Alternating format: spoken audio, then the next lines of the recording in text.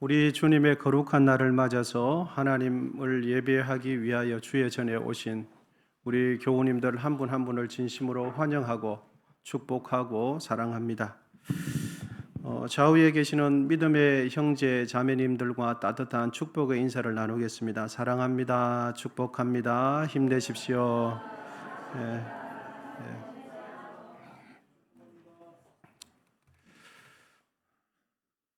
이 시간에는 믿음 안에서 사는 사람들이라는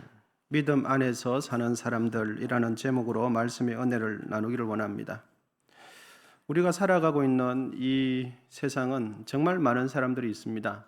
그런데 현재 인구의 수가 얼마냐 하면 대략 82억 명 정도로 추산을 합니다. 정말 많은 사람들이 살아가고 있죠. 이 많은 사람들을 여러분 성별로 나누면은 남녀로 구분할 수도 있겠고 이는 비교적 정상적인 구분이 되죠. 하지만 정통 유대주의자들은 사람을 구분할 때 남녀로 구분하지 않습니다. 어떻게 구분하냐면 혈통을 따라서 유대인이냐 비유대인이냐 남녀 뭐 이런 거 중요하지 않아요. 혈통적으로 유대인의 혈통을 타고났느냐 아니면 유대인이 아니냐 이렇게 사람을 구분합니다. 이러한 기준은 아주 편협한 민족주의적이고 민족 우월주의에 빠진 잘못된 구분이라고 할 수 있겠습니다. 어떤 이들은 사람을 구분할 때 학벌로 구분하는 이들도 있지요. 또 그리고 다른 어떤 이들은 사람을 구분할 때 그가 타는 자동차를 보고 저 사람은 저 정도 되겠구나 이렇게 사람을 판단해요. 그리고 어떤 이들은 이제 대화를 통해서 그가 얼마나 재력을 가지고 있는 것처럼 그런 것을 느끼면서 사람을 존중할 건지 존중하지 않을 건지 그리고 쉽게 대화를 할 건지 이런 것들을 판단합니다. 여러분들께서는 어떤 기준으로 사람을 구분하시고 어떤 기준을 가지고 사람을 평가하시는 편입니까? 굳이 말씀 안 하셔도 됩니다. 그러면 여러분 중요한 질문입니다. 하나님께서는 사람을 무엇으로 구분하시고 무엇으로 평가하실까 하는 거예요. 하나님은 사람을 구분하시는데 이렇게 구분하세요. 그가 예수를 믿는 사람인가 아닌가 이거를 보고 하나님은 사람을 구분하세요. 예수 믿는 사람은 하나님께 속한 자로 인정을 해주시고 예수 믿지 않는 이들은 하나님께 속하지 않는 자로 구분하세요. 예수 믿는 이들은 하나님의 자녀로 받아주시는데 예수 믿기를 거부하는 이들은 그가 어떤 좋은 차를 타고 있든지 그가 어떤 좋은 직업을 가고 있든지 그가 어떤 전문 박사 학위를 가지든지 그가 어떤 전문 직종에 가지고 있든지 종사하든지 상관하지 않고 그를 하나님의 자녀로 인정을 안 해주세요. 하나님은 사람을 무엇으로 구분하는가? 그가 예수를 믿는가 안 믿는가? 이것으로 사람을 구분하세요. 요한복음 1장 12절 13절 말씀 우리 같이 읽겠습니다. 시작. 영접하는 자 곧 그 이름을 믿는 자들에게는 하나님의 자녀가 되는 권세를 주셨으니 이는 혈통으로나 육종으로나 사람의 뜻으로 나지 아니하고 오직 하나님께로부터 난 자들이니라. 누구를 하나님의 자녀로 받아줍니까? 예수 믿는 사람을 하나님의 자녀로 받아준다. 그리고 하나님 자녀로 받아주는 것은 혈통으로 된 것이 아니라 오직 예수 때문에 하나님 자녀로 받아준다. 이 말씀이죠. 골로새서 1장 13절 14절 우리 말씀 같이 읽겠습니다. 시작. 그가 우리를 흑암의 권세에서 그의 사랑의 아들로 나라로 옮기셨으니 그 아들 안에서 우리가 속량 곧 제사함을 얻었도다. 예수를 믿는 우리는 예수님 때문에 하나님 자녀 됐습니다. 할렐루야. 예수님 때문에 하나님 백성 됐어요. 예수님 때문에 빛의 자녀가 된 것을 믿으시기를 축복합니다. 오늘 본문 갈라디아서 2장 20절은 사도 바울의 고백인데 내가 그리스도와 함께 십자가에 못 박혔나니 이 고백은 바울의 믿음의 핵심 고백이에요. 내가 그리스도와 함께 십자가에 못 박혔나니 바울이 믿는 바에 그의 믿음의 핵심이죠. 이 말씀이 이 사도 바울의 고백이 우리의 고백 되기를 축원드립니다. 이 말씀이 우리 가슴 속에 새겨지는 은혜가 있었으면 참 좋겠어요. 사울이라는 이름은 유대식 표현이고 바울이라는 이름은 로마식 표현입니다. 우리 살아가는 시대 아니면 과거의 시대를 이렇게 접목을 해본다면 집에서 부르는 이름 어릴 적에 따로 있고 이렇게 행정적으로 부르는 이름 따로 있지 않습니까? 그래서 집에서는 뭐뭐라고 부르는데 그거는 애칭으로 부르는 거죠. 그래서 사울이라는 이름은 유대식 표현이고 바울은 로마식 표현이에요. 그 바울이 철저한 유대 혈통의 사람으로서 바울은 예수님을 하나님의 아들로 인정하기를 거부했던 사람이 바울이에요. 예수 믿기를 심히 거부했어요. 율법을 지키는 자신의 노력, 자신의 행위, 다른 이들보다 더 결단력 있는, 더 빠른 두뇌회전, 더 좋은 암기력 이런 것들로 통해서 하나님 앞에 내가 의롭다 인정을 함을 받으려고 했던 사람이 바울이었어요. 바울이 예수 믿기 전에 그가 소중하게 여겼던 것이 무엇인지 빌립보서 3장 5절에서 6절 말씀 우리 같이 읽어보겠습니다. 시작. 나는 8일 만에 할례를 받고 이스라엘 족속이요 베냐민 지파요 히브리인 중에 히브리인이요 율법으로는 바리새인이었고 열심으로는 교회를 박해하고 율법의 의로는 흠이 없는 자라. 예수를 믿기 전에 바울이라는 사람은 율법을 잘 지켜서 하나님 앞에 의롭다 인정을 한번 받아보자. 율법 규칙을 잘 지키면은 하나님께서 나를 의롭다라고 인정해 줄 거야. 율법을 지키는데 흠이 없었다라고 말을 해줍니다. 그리고 바울은 예수 믿기 전에는 예수 믿는 사람들을 박해하고 그를 체포해가지고 그를 죽이는 것이 하나님을 위하는 것이라고 생각했어요. 그래서 다메섹 지역에 예수 믿는 사람들이 많이 모여 있다는 빠른 정보를 접하고는 그 다메섹 지역에 있는 사람들을 체포하기 위해서 살기등등하여 예수 믿는 사람들을 잡아 죽여서 하나님 영광을 드러내야지라는 마음으로 다메섹 도상으로 가고 있었어요.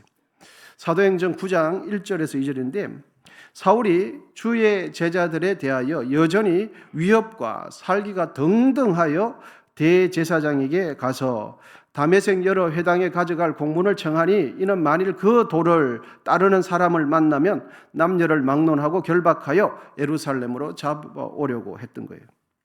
그런데 바울은 다메섹 도상으로 가던 중에 정오보다 밝은 대낮보다 더 밝은 빛이 예수 믿는 사람들을 잡아 죽이기 위해서 가는 그 바울을 둘러 비치면서 그 강심장이었던 꼿꼿한 그 사도 바울은 대쪽 같은 그 바울은 대낮보다 더 밝은 빛이 자기를 둘러 비치니까 바로 그 밝은 빛에 꼬꾸라지게 해요. 땅바닥에 그렇게 꼬꾸라지면서 심히 당황하면서 두려워하게 됩니다. 바울에게 대낮보다 그 더 밝은 빛으로 찾아오신 분은 여러분 누구냐면 십자가 위에서 죽으시고 부활하신 예수님의 빛이었어요. 사도행전 9장 3절에서 5절 우리 말씀을 같이 읽겠습니다. 시작. 사울이 길을 가다가 다메섹에 가까이 이르더니 호련히 하늘로부터 빛이 그를 둘러 비치는지라.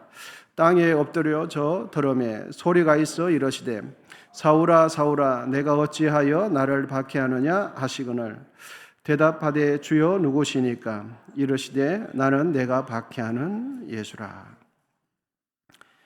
예수님을 만나기 전에 이 바울이라는 사람은 율법을 지키는 자신의 행위를 통해서 자신을 증명하는 것이 자신의 인생의 목표였어요. 그리고 예수 믿는 사람들을 잡아 죽이는 것이 하나님의 뜻이라고 확신을 하고는 그는 그런 인생이 살았습니다. 그런데 그가 바로 십자가 위에서 죽으시고 부활하신 예수님을 만나고 난 뒤에 사도 바울의 입술 속에서 고백이 바뀌었어요. 그 고백이 바로 오늘 본문 갈라디아서 2장 20절이에요. 우리 말씀 같이 읽겠습니다. 시작. 내가 그리스도와 함께 십자가에 못 박혔나니 그런즉 이제는 내가 사는 것이 아니요 오직 내 안에 그리스도께서 사시는 것이라. 이제 내가 육체 가운데 사는 것은 나를 사랑하사 나를 위하여 자기 자신을 버리신 하나님의 아들을 믿는 믿음 안에서 사는 것이라. 아멘. 여러분, 이 고백을 하고 있는 사도 바울은 사실 십자가에 죽은 적이 없어요. 사도 바울은 십자가에 매달린 적이 없어요. 그런데 오늘 본문은 자기가 예수님께서 달려 죽으실 때 자기도 죽었다고 말해요. 사도 바울은 다 그런 적이 없거든요. 그러므로 사도 바울이 예수님과 함께 십자가 위에서 죽었다는 것은 자신의 몸이 죽은 것이 아니라 사도 바울 속에 언제나 자기 내면 속에 있는 정욕, 욕심, 탐심, 죄성이 예수와 함께 십자가에 죽었다는 뜻이에요. 갈라디아서 5장 20절입니다. 그리스도 예수의 사람들은 육체와 함께 그 정욕과 탐심을 어디 못 박았습니까? 십자가에 못 박았느니라. 예수 안에 있는 사람들은 정욕과 욕심과 탐심이 예수 그리스도께서 십자가 위에 죽으실 때 예수님과 함께 죽었다 말씀하는 거죠. 예수를 믿기 전 바울의 인생의 목표는 율법을 열심히 지켜내므로 자신의 의로움을 드러내는 것이 바울의 목표였어요.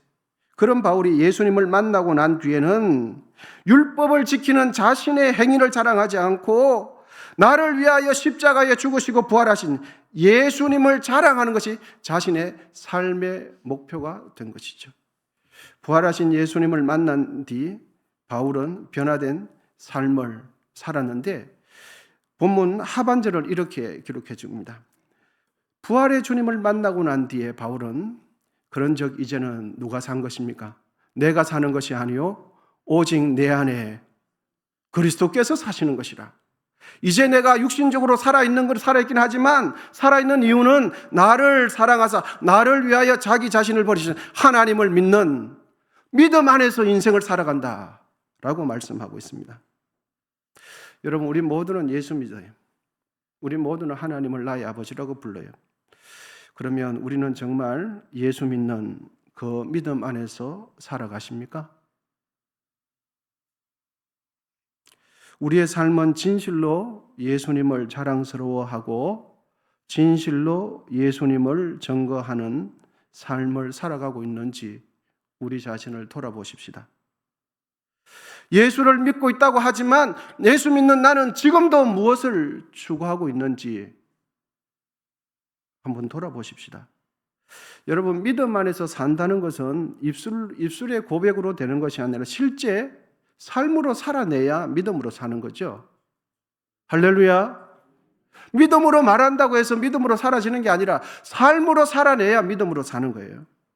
삶으로 살아내기 위해서는 예수를 믿고 나면은 인생을 살아가는 이유와 목표가 누구에게 맞춰져야 합니까? 예수님께 맞춰져야 예수님 안에서 믿음으로 사는 것이 가능해요. 예수를 믿는데 나의 인생이 예수님께로 목표와 삶이 수정되지 않았어요. 그러면 믿음으로 사는 것이 가능한가? 불가능한 거죠. 예수를 믿지 않는 이가 진실로 예수를 믿게 되면 성령의 역사하심으로 인하여 새 사람 됩니다. 성령의 역사하심 때문에 새 사람 돼요. 고린도후서 5장 17절 말씀, 우리 말씀 같이 읽겠습니다. 시작. 그런즉 누구든지 그리스도 안에 있으면 새로운 피조물이라. 이전 것은 지나갔으니 보라 새 것이 되었도다. 아멘. 그러면 예수 믿으면 구체적으로 어떤 부분에서 새로워지는가? 예수 믿으면 새로워진다는데 구체적으로 어떤 부분에서 새로워지는가? 첫째는 이것입니다. 첫째, 우리 같이 읽겠습니다. 시작. 예수를 믿으면 인생의 목적과 목표가 달라집니다. 그렇습니다. 예수 믿기 전에는 내가 나를 위해서 살아요. 내가 나를 위해서. 하지만 예수를 믿은 이후에는 내가 나를 위해서 살지 않고 내가 예수님을 위해서 살아가고 싶다는 갈망이 막 생기기 시작해요. 예수 믿기 전에는 예배당에서 가서 예배드리는 시간이 어때요? 아까워요. 피곤한데 왜 교회 가서 예배드리냐? 그리고 예수를 나의 구주로 믿기 전에는 교회 가서 봉사하는 것을 도대체 이해를 못해. 왜 집에서 쉬지? 왜 피곤한데 교회 가서 그래 봉사를 하냐? 예수님이 나의 주인이 되기 전까지는 교회에서 왜 헌금을 하라고 그러냐? 차라리 다른 거는 모르겠는데 헌금 순서를 차라리 빼버리지. 이런 생각이 들어요. 여러분, 예수를 진실로 믿으면 삶의 목적과 이유가 바뀌게 돼 있어요. 제가 하나님의 부르심을 받을 때, 소명을 받을 때 하나님이 저를 불러주셔서 감사한 것이 아니라 제 마음에 원망이 찾아왔어요. 그때 제 속에 이런 질문이 올라왔습니다. 하나님, 왜 내가 남을 위해서 살아요? 하나님, 왜 제가 남의 인생을 위해서 울어야 합니까? 왜 내가 나를 위해서 살아야지 왜 남의 인생을 위해서 대신 울어줘야 합니까? 그런 질문이 자연스럽게 올라오는 거죠. 내 인생은 누구의 인생입니까? 내 인생인데 왜 내가 남을 위해서 살고 남을 위해서 기도해주고 남의 아픔을 위해서 내가 왜 울어줘야 합니까? 억울한 생각이 들었어요. 답답한 생각이 들었어요. 여러분 용서하고 들으십시오. 화가 났어요. 다 내 시간인데 돈 벌어서 다 내 건데 왜 내가 교회 갖다 바칩니까? 이런 생각이 이렇게 제 속에서 올라오는 거죠. 이기심과 야망으로 똘똘 뭉쳐있던 제게는 그런 질문이 너무나 당연했어요. 그리고 매우 합리적인 질문이었죠. 왜 내 인생을 다른 이들을 위해서 살아요? 왜 내가 다른 이들을 위해서 왜 울어줘야 합니까? 그때는 저의 그 질문이 아주 타당한 줄 알았어요. 합리적이고 논리적인 줄 알았죠. 제가 신학교 수업을 하는 중에 한 교수님께서 이런 말씀을 수업 중에 하셨습니다. 욥은 고난을 받은 후에 하나님께 갑절로 복을 받았다. 우리 신학생들도 그런 복을 받기를 갈망하려는 이렇게 원하는 메시지로 이렇게 수업을 진행하셨습니다. 그럴 때 제가 손을 번쩍 들고 반론을 제기했습니다. 교수님, 저는 그런 갑절의 복 받고 싶지 않습니다. 처자식 다 잃어버리고 몸에 알 수 없는 그 큰 병이 찾아와서 피부병에 걸려서 죽을 고비 다 넘기고 그런 식의 복, 갑절의 복 필요 없고요. 현재 지금 가족들 잃지 않고 고생하지 않고 지금처럼 살아가는 게 더 복이라고 생각합니다. 여러분들께 질문 한번 드려보겠습니다. 요셉처럼 도무지 원인을 알 수 없는 병으로 처절한 인생을 살다가 지금 있는 가족들 다 죽고 남편도 자녀들 다 죽고 알 수 없는 죽을 고생을 하다가 그리고 난 뒤에 2배의 물질을 받는 그 축복을 받으시겠습니까? 아니면 지금 있는 가족들과 함께 편안하게 가족들과 헤어지는 이별을 겪지 않고 지금 큰 욕심 없이 지금처럼 사는 이것을 선택하시겠습니까? 전자입니까? 후자입니까?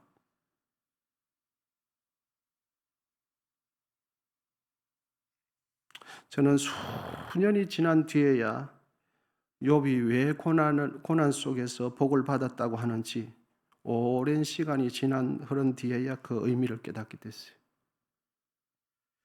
욥은 정말 사람으로서는 살아갈 수 없는 그런 고난을 당한 게 사실입니다. 그리고 주위 사람들, 친구들까지 다 찾아왔어. 처음에는 말 안 했어요. 그런데 그런 고생을 하는 그 친구들도 도무지 이해가 안 되는 거예요. 그래서 정말 마음을 다스려서 욥을 해주는 말이 너 하나님 앞에 죄 지은 거 있으면 회개해. 그 말을 해주고 간 거예요. 가슴에 비수가 꽂히는 거죠. 저는 신학교 다닐 때 그런 복 필요 없습니다. 그런 복 필요 없어요. 그냥 지금 있는 건강하게 살아가는 게 이게 복이라고 생각해요. 그렇게 생각했어요. 그런데 오랜 시간이 지난 이후에야 욥은 엄청난 고난을 당했지만 그 고난 속에서 그 어떤 것과도 바꿀 수 없는 생명의 하나님을 더 가까이 하게 된 거예요. 세상 어떤 것과도 바꿀 수 없는 하나님과 더 가까워지고 하나님을 더 깊이 알게 된 거예요. 여러분, 이 세상에서 가장 큰 복은 무엇입니까? 최고의 복은 무엇입니까? 하나님을 더 깊이 사랑하는 겁니다. 할렐루야. 이 세상에서 가장 큰 복은 하나님을 더 깊이 아는 거예요. 하나님과 더 가까워지는 겁니다. 세상에 우리가 가진 것은 시간이 지나면 다 썩어 없어져요. 죽을 때 내 영혼을 위해서 아무런 도움이 되지 않는 물질, 명예, 내 자존심을 위해서 살지 마시고 여러분, 예수를 위해서 사시기를 축원드립니다. 내가 죽을 때 내 가난에 돈을 집어여준들 그 돈이 제 영혼에 혜택을 주고 유익을 주겠습니까? 생명을 불어넣어 주겠어요? 우리가 진실로 하나님을 만나게 되면 우리의 삶의 이유, 목적이 바뀌게 돼 있어요. 예수를 진실로 믿게 되면 변하는 것, 두 번째는 이것입니다. 두 번째, 우리 같이 읽겠습니다. 시작. 삶의 가치관이 바뀌게 됩니다. 그렇습니다. 여러분, 예수 믿는다는 이 말을 다른 표현으로 하면 예수님께서 소중하게 여기는 것을 나도 소중하게 여기는 거예요. 이것이 예수 믿는 거예요. 예수님께서 귀하게 바라보시는 그것을 나도 귀하게 바라보는 거. 이게 예수 믿는 거죠. 예수님은 이쪽을 바라보시는데 나는 이쪽을 바라보면서 예수 믿는다고 하는 것은 예수를 믿지 않는 거예요. 예수 믿는 것은 예수님께서 소중하게 여기는 그것을 나도 예수님을 따라서 소중하게 여기는 것, 이것이 예수 믿는 거예요. 예수 믿지 않는 이들은 무엇을 소중하게 여깁니까? 자신의 명예를 소중히 여기죠. 여러분, 예수 믿지 않는 이들이 자신의 명예를 소중하게 여기는 것은 지극히 당연한 일이에요.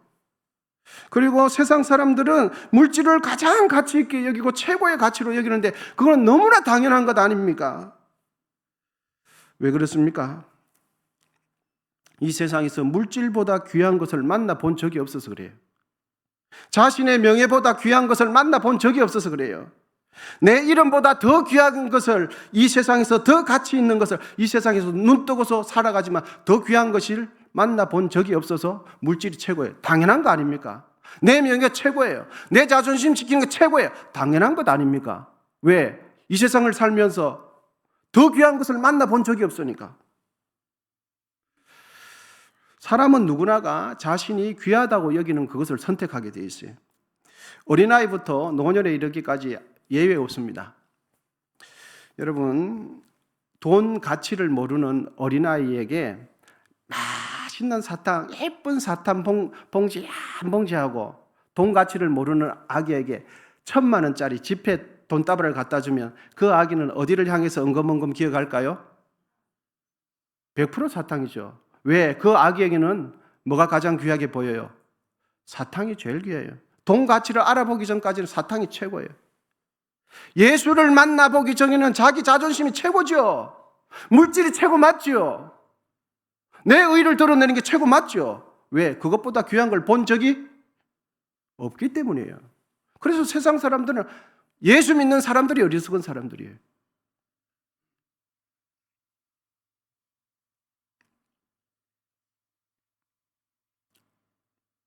그런데 예수를 진실로 믿게 되면 세상 물질보다 내 명예보다 내 자존심보다 예수님을 더 귀하게 여기게 돼요. 내가 높아지는 것보다 부족한 나를 통해서 예수님이 증거되고 부족한 나를 통해서 예수님이 높아지는 게 더 가치 있고 더 너무 신나는 일이죠. 그래서 마태복음 13장 44절은 이런 말씀이 기록되어 있습니다. 우리 같이 읽겠습니다. 시작. 천국은 마치 밭에 감추인 보화 같으니 사람이 이를 발견한 후 숨겨두고 기뻐하며 돌아가서 자기의 소유를 다 팔아 그 밭을 샀는. 왜 그 밭 속에 보화를 발견한 사람은 왜 자신의 모든 것을 팔아서 그 밭을 살까요? 보화를 발견했기 때문이에요. 그런데 그 보화를 발견하지 못한 사람은 그 밭을 사는 사람을 향해서 어리석은 사람, 바보 같은 사람. 그러니까 너는 맨날 소장농이나 하는 거야. 이 말을 해요. 왜 그래요? 밭의 부활을 발견하지 못했기 때문에. 여러분, 예수 믿으면 변화돼요. 뭐가 변화되냐? 가치관, 내가 소중하게 여기는 이 가치관이 예수님 중심적으로 변화되는 것은 당연한 일이에요. 예수를 믿으면 변화되는 건 세 번째 이것입니다. 우리 셋째 같이 읽겠습니다. 시작. 우리의 삶의 기쁨의 이유가 달라집니다. 그렇습니다. 예수 믿기 전에는 사람들이 나를 칭찬하면 그렇게 기분이 좋을 수가 없어요. 나의 인기가 높아지면 그날 밤에 잠이 잘 옵니다. 평소에는 불면증이 시달리다가 사람들이 나에게 엄지척 여러 사람이 해주면 그날 밤은 아주 그냥 숙면을 취해요. 그런데 예수님을 알고 나면 못난 내 이름이 높아지는 것보다 하나님의 이름이 높아지고 나보다 주의 몸된 교회가 높아지고 교회가 칭송받으면 그렇게 기분이 좋아요. 여러분, 예수 믿으면 기쁨의 이유가 바뀌게 돼 있어요. 할렐루야. 우리 교회도 참 멋진 조장로님이 계시는데 우리 교회 조장로님 말고 제가 아는 다른 조장로님이 계십니다. 그 조연재 장로님이라는 분인데 제가 이제 교회를 섬기면서 월요일쯤이나 되면은 이제 기도하러 교회 기도실을 가죠. 그러면서 한 10시나 월요일 10시, 11시 되면 교회는 사람이 텅텅 비지 않습니까? 쉬는 날인데. 그래서 늘 그렇게 가는데 그 조장로님이라는 분께서 10시나 10시 반에 어슬렁어슬렁 보이는 거예요.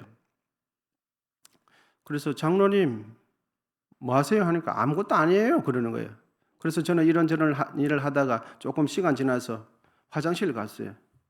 그러니까 그 조장로님께서 검은 봉지에 뭘 들고 나와요. 검은 봉지에. 그래서 장로님 뭐 하세요? 했더니 빵긋 웃으면 아니에요. 아니에요. 이러면서 여자 화장실도 갔다 오고 남자 화장실도 검은 봉지에 다 가져오는 거예요. 여러분 그 안에 뭐 있냐 하니까 오물이 묻은 휴지가 다 있는 거예요. 그러면서 싱글싱글 번글번글 합니다. 시무장로님이. 그러면서 저에게 제가 물었습니다. 장로님 지금까지 장로님이 매주 그렇게 청소하셨습니까? 했더니 목사님 부탁인데요. 이 이야기를 아무한테도 알려주지 마세요. 월요일마다 화장실 청소하는 게 저의 기쁨이에요. 기쁨. 월요일마다 똥 묻은 종이 그거 치우는 게 얼마나 기분이 좋은지 몰라요. 그러니까 제발 교회 알리지 말고 모른 척 해주세요. 그래서 싱글싱글 번글번글 하는 거예요.